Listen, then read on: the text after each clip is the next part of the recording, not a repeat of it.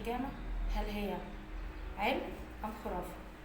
الحجامة دلوقتي بقت في العصر اللي احنا فيه رجعت لنا بشكل جديد جدا، بشكل علمي ومدروس، غير الكلام اللي كنا بنسمعه زمان خالص. الحجامة آمنة جدا جدا في علاج كتير من أمراض العصر الحالي، ملهاش أي آثار جانبية، ما بتخوفش، ما بتوجعش، ما بتألمش. ده لو استخدمناها باستخدام الحديث بتاعها اللي هو بشكل علمي وطبي بحت.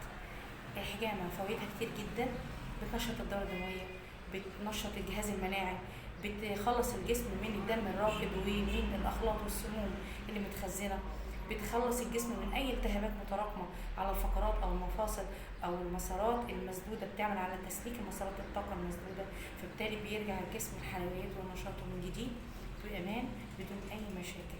الحجامة أمان، ما بتخوفش، سنة النبي عليه الصلاة والسلام.